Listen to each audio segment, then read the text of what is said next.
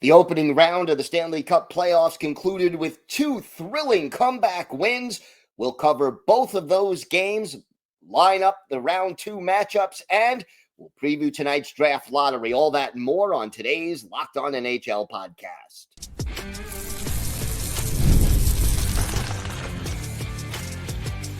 You're Locked On NHL, your daily podcast on the National Hockey League. Part of the Locked On Podcast Network, your team every day. Gil Martin here, and welcome everybody to the Monday edition of the Locked On NHL podcast, part of the Locked On Podcast Network, your team every day. I want to thank everyone who makes Locked On NHL your first listen every day. Don't forget to subscribe on YouTube or wherever you listen to podcasts so you never miss an episode. Today's episode is brought to you by Game Time. Download the Game Time app, create an account, and use code LOCKEDONNHL for $20 off your first purchase. It is my pleasure to welcome back a man who has got to be exhausted but happy, Harrison Lee of Locked On Winnipeg Jets. What a dramatic win. What is the emotional roller coaster that the Jets and their fans have been going through this evening? Stupidest hockey team on the planet, man. If you even try to explain the Jets, there's just no point.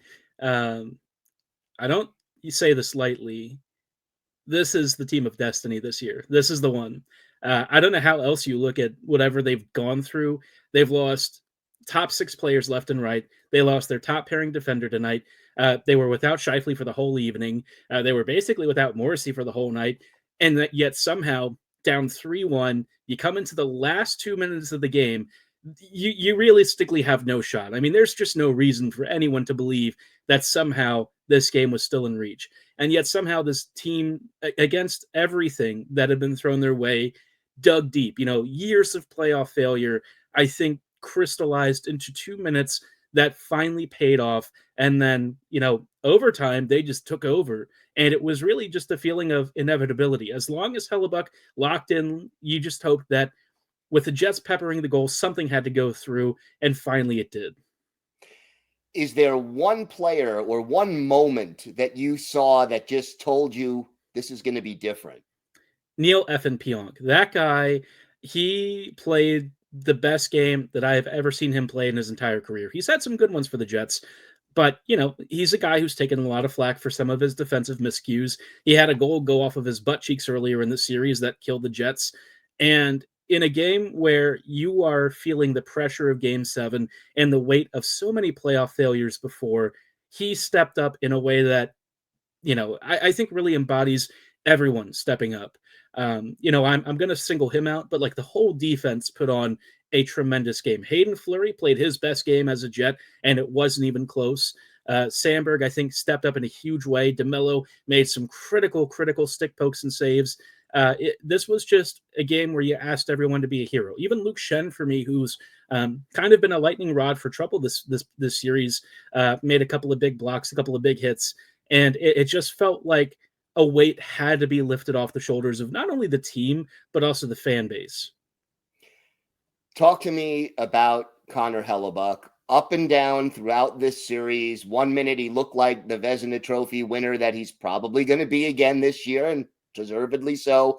And 1 minute he just looked shaky, to say the least.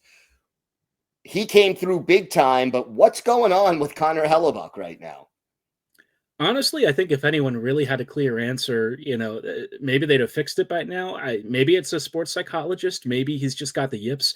I really don't know. I've never seen such a stark difference in somebody between the regular season and the playoffs. And I get that when you're in the regular season, the structure of it, you're only seeing teams once every so often. You're not really getting them in a consecutive series. And so the stuff that they'll target is going to change every night. But I just feel like when Hellebuyck even has one slightly off evening, the history of it follows him and the whole team just starts to lose composure. And I think that's what kind of happened throughout the series. And it was both him and the team.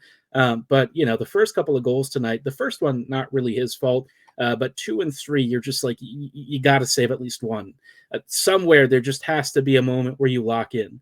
And then overtime happened. And it was like none of that even mattered. He didn't look like the same goalie. So I don't know. I really wish I had a clear explanation for what's going on. I've never seen somebody have this kind of split. He's putting on an all-time historical worst goaltending performance for a playoff goalie ever, uh, and yet somehow in the critical moment in Game 7, when everything was on the line, he finally locked in. And I'm hoping that he can carry that into the series against the Stars because, oh Lord, this is about to get so much harder. Is there something you're seeing him do differently when he's on versus when he's off? I mean, there's been some depth challenges. I mean, he slides. He's always had slower lateral motion, so I think that's been a bit of a tricky proposition for him because like he's faced a lot more screens in the playoffs than he has during the regular season, and so when he's sliding across, everyone's shooting against the grain far post, and he's really struggled with that because there's been like 2 or 3 guys in front of him. So there's that. He also always plays low, and sometimes I think he drops low almost instinctively, to prevent anything from going through his pads. But he's had everyone will talk about his glove side thing, and that's just how he usually makes saves. But I do feel like because he's lacked a little confidence and he's not seeing the puck as well, he struggled to make those pre-positioned reads. He struggled to really feel those shots coming in, and so I just think stuff that kind of squeaks by him really is just nerves. I really feel like that's part of it. I've seen people talk about the workload. I don't feel like the workload has been the problem. I think it's just anxiety or something. That's my best guess. He can tell us 60 different ways that he's studied the position and everything, but I just think the pressure has probably gotten to him. And so I'm really hoping that this moment for him is the thing that kind of helps him move past. Well, I mean, it's a lot to say, but hopefully he feels a little more confidence in himself going forward. You mentioned some of the heroes of the closing few minutes and of overtime. Give me an unsung hero of this opening round series. So Cole Perfetti, I mean, this is a super easy one, but the kid, I've always been a believer in him, huge fan. This was a series where he made really small, good plays along the walls. He was defensively responsible, and I thought it was a fire spark even when he wasn't on the score sheet. But then, in some of the last couple of games, he's really started to stamp his authority on this team. And he doesn't even need. I joked on Twitter, he doesn't need the C on his chest; it's in his name. And I think that's the kind of performance that you got from him tonight. Another unsung hero, Morgan Barron, I thought played some pretty heroic hockey throughout the series. He frankly deserves more ice time. Lowry has looked pretty under the weather, so I think having him do that work would be great. If I'm looking elsewhere, probably DeMello is the last guy I'd really sing the praises of. Dylan's looked slower this year, and at his age, with the amount of miles that he's logged on his skates, it looked like it was really starting to catch up this year. But this playoff series, I think he really stepped up when Morrissey just hasn't looked like himself. Morrissey has been, and I hate to say this, but terrible. And I don't think it's by choice. He just has been injured or something. And I think tonight was kind of it coming to a head with some of the hits that he took. So we'll have to see how that goes. But DeMello, Pionk, Fleury, Sandberg, all these guys in his absence, really stepped up in a way that maybe earlier in the series you didn't always see. So tremendous performance there. The Jets played very well in the regular season against the Dallas Stars. What are the keys to beating the Stars and advancing to the conference final? Oh Lord. What do I even say? So I think one of the big things for Winnipeg is starting faster. They've basically started slow in almost every game against the Blues. They were down in so many of these games early. And I think that is not going to go as well against Dallas. The other thing with the Stars is I don't think they're going to be nearly as physical. The Blues really just tried to assassinate the Jets because they knew that pound for pound, talent for talent, they didn't have the skill edge in a couple of key positions, and so they had to try and wear the Jets down very physically. I think Dallas is going to be more of a fast counter team. They do hit hard, just not at the same degree. So I think Winnipeg might actually have a slightly easier time in this series relative to just the kind of hockey that they've had to go through. I think if they've survived this Blues series, it sets them up with a kind of playoff mentality and really the bumps and bruises to sort of go with it that can help you stay mentally challenging or mentally tough in these harder series. And I think the Stars one is going to be pretty brutal. Heiskanen's likely coming back.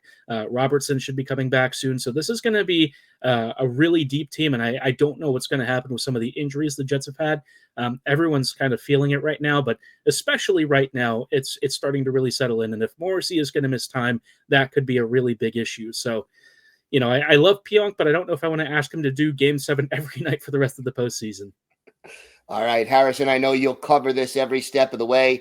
Why don't you tell our viewers and our listeners where they could find the podcast and where they could find you on social media? We are on Locked On Winnipeg Jets on YouTube and all of your favorite podcasting platforms, same as Locked On NHL. And of course, my X/Twitter handle is @HLLivingLoco. That's pretty consistent across most social media platforms. So see you then, and appreciate y'all listening. Thank you so much, Harrison. Today's episode is brought to you by Monarch Money. Ever check your bank account and wonder, where did all my money go? Between dining out, online shopping, and entertainment, it's easy to lose track. That's where Monarch Money comes in, your personal CFO, giving you full visibility and control over your finances. Monarch Money isn't just a budgeting app, it's a complete financial command center. You could track all your accounts, investments, and spending in one place, so you stop just managing your money and start building wealth. When I started using Monarch, I realized just how much money I was spending on food delivery. Now I budget smarter and save more. Instead of juggling multiple apps, you could use Monarch to check your finances, track spending, and even plan long-term goals. So take control of your finances with Monarch Money. Use code LOCKEDONNHL at monarchmoney.com for 50% off your first year. That's monarchmoney.com, code LOCKEDONNHL for half off your first year. Today's episode is brought to you by Game Time. The Stanley Cup playoffs are here, and if you've never been to a live NHL playoff game, it's unlike anything else. The intensity, the speed, the energy in the building, it's next level. And thanks to Game Time, getting in the door is easier and more affordable than ever. Game Time is the fastest way to grab playoff tickets, even for those must-see matchups. Prices actually drop as puck drop gets closer, and with last-minute deals, you could save up to 60%. Their all-in pricing shows the total cost up front. There are no surprise fees at checkout, and the app even has panoramic seat views, so you know exactly what to expect before you purchase the tickets. Take the guesswork out of buying tickets with Game Time. Download the Game Time app, create an account, and use code LOCKEDONNHL for $20 off your first purchase. Terms apply. Again, that's code LOCKEDONNHL for $20 off. Download the Game Time app today. Last minute tickets, lowest prices guaranteed. It is my pleasure to welcome back to the show the host of Locked On Stars, Joey Erickson. And Joey, you guys got to be happy with that exciting third period comeback. What was the key to overcoming the 2-0 deficit in the closing minutes of the game? Well, it's a simple answer, and it's two words: Mikko Rantanen. He put on the cape and willed Dallas to a victory in Game 7, and that's why you go out and you give up picks and you give up good, maybe even great players to get a player like Mikko Rantanen, because he can put the team on his shoulders and just will a team to victory with his elite playmaking and elite goal scoring ability. It was special to watch what Mikko did in that final period. And ironically, I thought the worst stretch of hockey in the game for Dallas was probably the first 7 minutes of that third period. And of course, the Stars came back in the third period, but the first two periods, I thought Dallas hung in there well. It's not like they were playing awful. And I think what we saw in this series, and it was probably the key factor for Dallas pulling this off without Miro Heiskanen, without Jason Robertson, was Dallas was just really good in some of those high leverage moments. They ended up scoring 7 power play goals in the series. They held Colorado to 3. I think the Avs were 3 for 22, 23 or something like that in the series. That's pretty spectacular when they trot out Natchez and McKinnon and Makar. The Stars penalty kill was just phenomenal. And the 3 power play goals Colorado had, 2 of them really should not have gone in. McKinnon got a couple of fortuitous bounces that found found its way past Ottinger. There was a lot of fluky goals in the series, and it just felt like it was going to go 7, and Mikko Rantanen was the difference maker. So probably should have held on to him, huh? Yeah, how much did this mean to Mikko Rantanen to beat his former team like that? Yeah, I mean, he spoke with, I think, Emily Kaplan after the game on ESPN, and he mentioned in the handshake line, it was emotional. And he said it was his brothers that he had to knock out. But I think you could sense in just his game that this series meant a little something. All the backlash he's sort of gotten from Colorado fans, from Carolina even, I think he had something to prove. I mean, 11 points in his last 3 games of the series is unreal. And it's not like he was not playing well or early in the series. He just wasn't scoring, wasn't finishing. And then you see what happens when he is finishing. And I think it had to probably be a huge weight off his shoulders too. I'm sure going back to Colorado again was something that brought up more emotions, and you have to work through all of those. But at the end of the day, I think Game 7, it's just hockey, and he's one of the best players in the world. And he is no merchant to anybody. I don't care what anybody says. He's just a really, really good hockey player, and I think he proved that. And I mean, what a storyline to knock out your former club, and to do it in that fashion with a hat trick is something we've never seen before. You talked about the injuries. Who were some of the key players who stepped up and made a difference for the Stars, who were playing, as you mentioned, without 2 of their better players? Yeah, well, I have to go to some of the unsung heroes, and that is the Sam Steeles, the Oscar Becks, and the Colin Blackwells of the world. They were instrumental on the penalty kill, especially Sam Steele. Even in Game 1, I know the Stars lost that game, but there was an early 4-minute power play for Colorado in that game. The Stars got through that. Steele was excellent all series long. Oscar Beck, he wins a lot of faceoffs. He's also instrumental on the penalty kill. Blackwell, of course, scored the big overtime winner in Game 2 for Dallas, and that was a big victory. Otherwise, Colorado could have had a 2-0 series lead heading to Denver for Game 3. So I look at players like those that maybe didn't staff or didn't stuff the score sheet, but are playing instrumental roles on the penalty kill and other areas of the game. And Wyatt Johnston, too, I think has to be thrown in there. He's becoming a bit of a Mr. Game 7 already, and he's 22 years old, I think 21. He's scored a goal in every Game 7 of his young career, and he ended up with the game winner last night on the power play. And he didn't have a series where he lit it up, but he scored some big time goals for the Stars. Any injury updates, or any chance that, Robertson and Heiskanen are back for round 2? Well, Gil, I thought Miro was going to be back about as late as Game 5 in round 1, but Pete DeBoer gave an update ahead of Game 7, and there was no way he was playing. It must have been some gamesmanship, and they mentioned to the coaching staff that if they did advance, the deadlines are going to be pushed back. The timelines are going to be pushed back. Maybe they're ready for Game 1.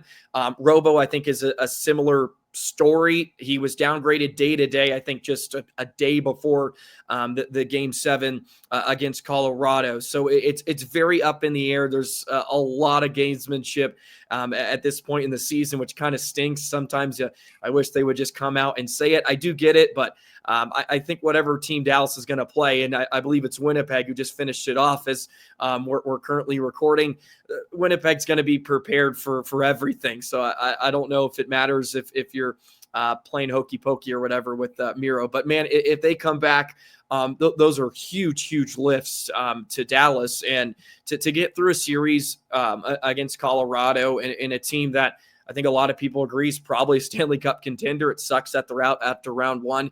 That was something special from Dallas to hang in there and get the job done.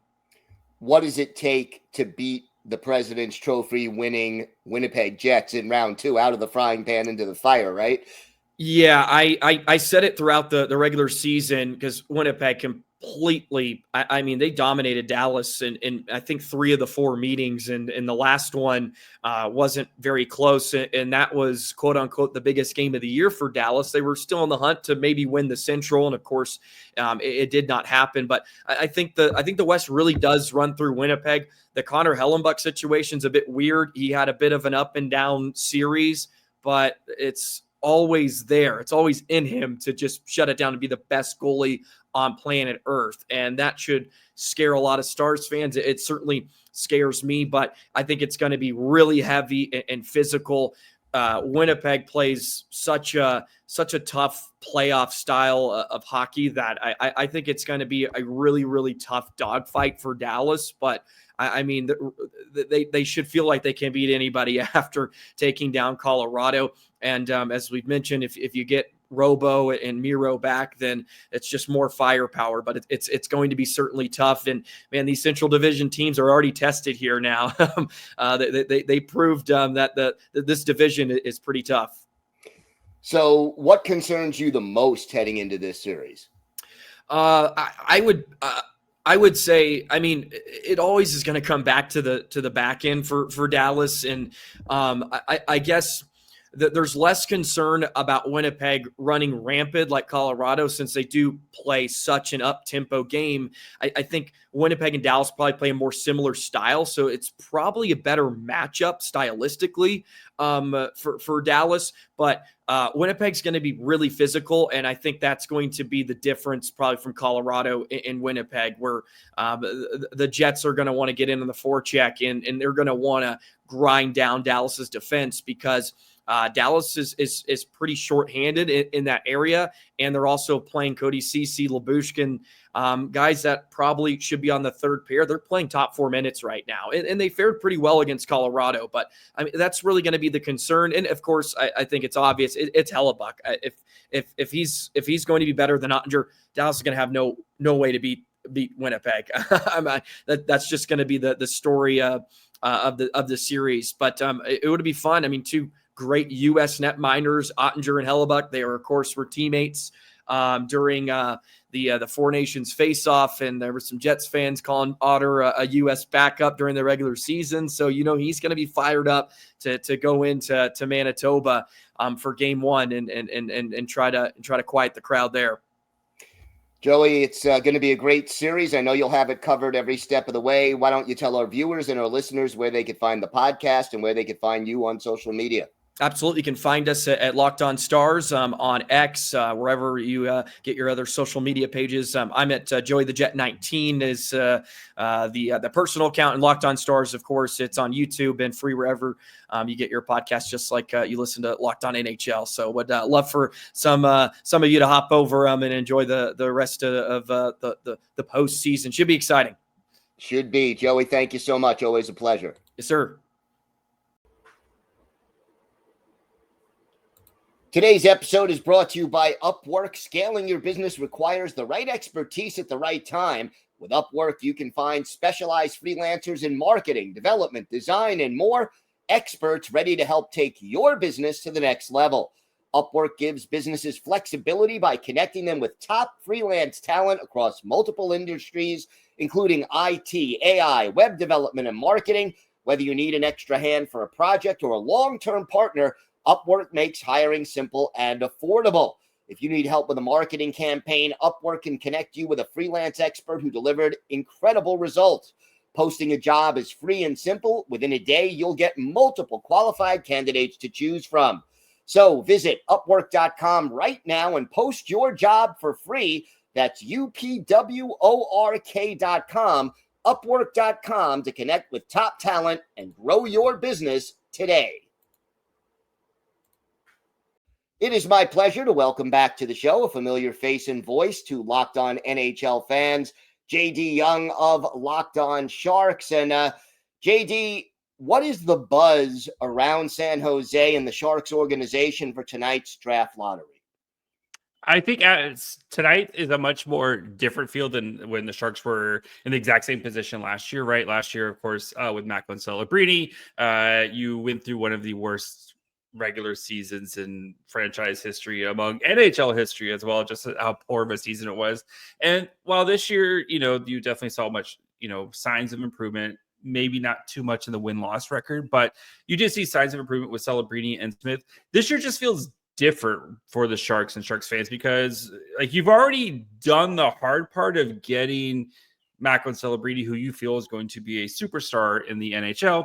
And this year, while there isn't really the same buzz with Matthew Schaefer and Michael Misa, it just kind of feels like, oh, cool, we're collecting another piece, like the very like Thanos. Let's just keep collecting all these like top end picks here until we can eventually start to enter our competitive phase. So I think for Sharks fans and myself included in this, it's you're not as stressed as you were going into last year's draft lottery, where like if it wasn't Macklin Celebrini, like why did we lose all these games? Like this year, it feels like with a top 3 pick here, like you're gonna get a good player no matter what. And while some players might fit what the Sharks are looking for a little bit more, Matthew Schaefer, either way, you're going to be walking away with a good player. What is it about Schaefer that, in your opinion, makes him the best fit for the Sharks? Well, the Sharks are missing that like super high-end puck-moving offensive defenseman in their pipeline.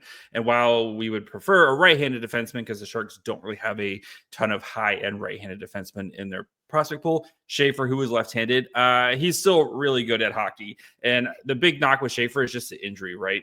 He started the season with mono, missed a couple games there, came back, was excellent. Then he got hurt at World Juniors where he broke his collarbone, and then we didn't get to see him the rest of this season. So there is that with Schaefer of this, like, can he stay healthy? And I'm not too worried about a collarbone break. I would rather take that over blowing out your knee or like a soft tissue. Like the bones will heal.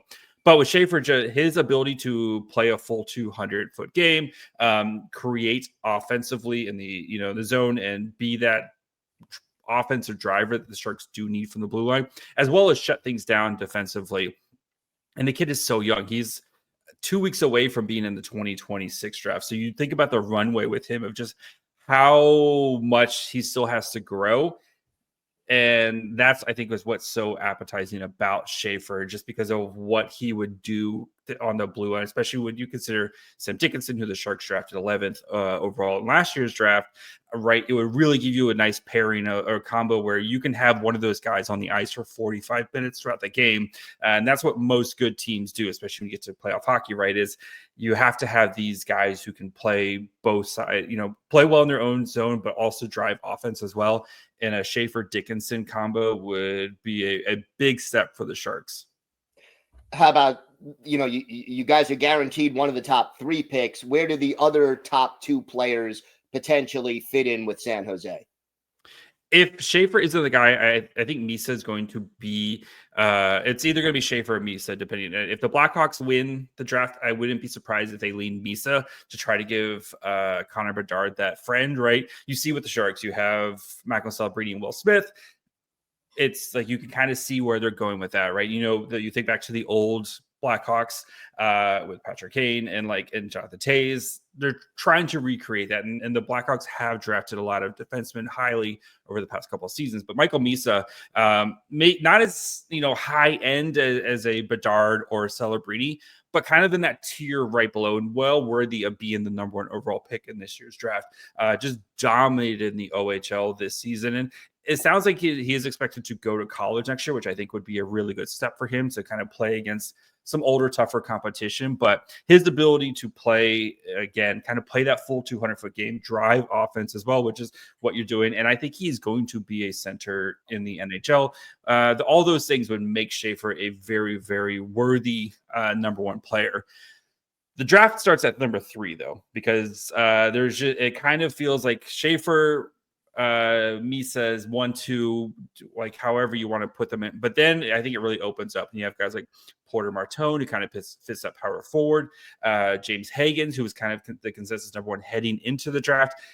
Didn't have the year at Boston College that you would maybe hope for or expect. You have Anton Frendel, Victor Eklund. It really opens up after these top 2 picks. But if you are the Sharks and you do get that 3rd pick, I would probably lean Porter Martone, because I think he gives you a little bit something different in the Sharks pipeline. But you could talk me into any of those guys I just named at number 4, and depending on the day, I could, or number 3, sorry, excuse me. Depending on the day, I could probably be swayed into it. So all those guys, like, all have a legitimate argument, I think, to be the 3rd pick in the draft. And where do you think, like, there's a big drop off? How many players are there in that second tier that you mentioned? I think it's those, and I think there's maybe a little bit of a jump down there, but then when you start to kind of get to that mid-teens 20, it really falls this year, and that's where I think you saw teams much more willing to trade first round picks this year because the draft isn't as deep. Now I do think there's another sweet spot from everyone I've talked to, kind of that second, third round where there's going to be a plethora of players in their range, but there isn't the like, oh, could this guy be the next like Wyatt Johnson, or could this guy be the next like Logan Stakeover? And I think there's just going to be a lot of like really solid players who fit needs, kind of more of a meat and potatoes type of draft from what I've studied and what I've read and the people I've talked to. It is very much a meat and potatoes, fill some needs type of draft, and you kind of keep chugging along. Where do you think the Sharks stand in their rebuild now? I mean, they've been accumulating picks, as you mentioned. What are the expectations for this year, and what are they trying to accomplish? I think this last season was kind of, you're hoping the end of the like basement phase where you're just like the bottom picking first in the draft, or like one of those teams, right? And I like to call it Unlocked on Sharks. You enter the fun and frisky phase where you're a little bit more competitive, right? You're not like, maybe you're in the mix for a playoff spot until, January, February, where like you kind of still see yourself like in the hunt type of graphics, right? But like we still know this team has a long way to go, and this team was much more competitive. They, I think they were 30 games that they were either a 1 goal or an empty netter away from kind of time. And I think you're going to start to see a lot of those losses turn into wins. So I think for the Sharks, if you look at what your Southern rivals did, the Anaheim Ducks, right, where they were picking 3rd, and then now they're picking like 8th or 9th. And I think that's kind of the path for the Sharks this year. And they have, a top 3 pick. They have $40 million of cap space. They have to spend at least $20 million just to hit that cap floor. So I do think it's going to be Mike Grier trying to plug some holes here and just to get this team to be just more competent. And you hope with Askarov, who's been playing very well in the AHL playoffs, next year he kind of comes in and just gives you that a much more solidified goaltending performance, especially compared to what we saw after the Sharks traded Blackwood, where you had Alexander Georgiev and Vitek Vanacek and a whole plethora of guys just kind of rotating in. Just some stability on the back end. I think that'll go a long way, as well as seeing Macklin Celebrini and Will Smith in both jumping into year 2 and whoever else the Sharks kind of add in free agency. So I'm not expecting like maybe a Canadians type of run where, you go from picking a top 5 to making the playoffs. But again, just that fun and frisky phase where you're in it for a little bit longer. Maybe you're not selling everything that isn't nailed down at the trade deadline, and kind of starting to continue to look ahead. All right. Well, looking forward to the fun and frisky phase. JD, why don't you tell our viewers and our listeners where they could find the podcast and where they could find you on social media? Of course, you can find Locked On Sharks wherever you listen to podcasts, including this one, as well as on YouTube. I'll be back tomorrow on this same channel to talk with Seth. 100% a Cam Fowler joke will be made. That is a guaranteed. Or, of course, you can find me on Twitter and Blue Sky at MyFryHole. All right, JD, thanks so much. Thanks, Gil. Thank you for making Locked On NHL your first listen today. For your second listen, check out the all-new Locked On NHL Game Night. Every game, every night until a Stanley Cup champion is crowned. Get local analysis on a national scale. Find NHL Game Night on Locked On NHL on YouTube or wherever you listen to podcasts. It's part of the Locked On Podcast Network, your team every day. I want to thank my guests. I want to thank Harrison Lee of Locked On Winnipeg Jets. I want to thank Joey Erickson of Locked On Stars. And, of course, I want to thank JD Young of Locked On Sharks for joining me today. I'm Gil Martin. I host the Monday edition of the Locked On NHL podcast, and I co-host the Friday edition along with Rachel Donner. Don't forget, we're here every day, Monday through Saturday, bringing you the biggest stories from around the hockey world. And don't forget our brand new NHL Game Night, bringing you all of last night's action right away. Have a great day, everybody. Stay safe, and thanks for listening to and watching the Locked On NHL podcast.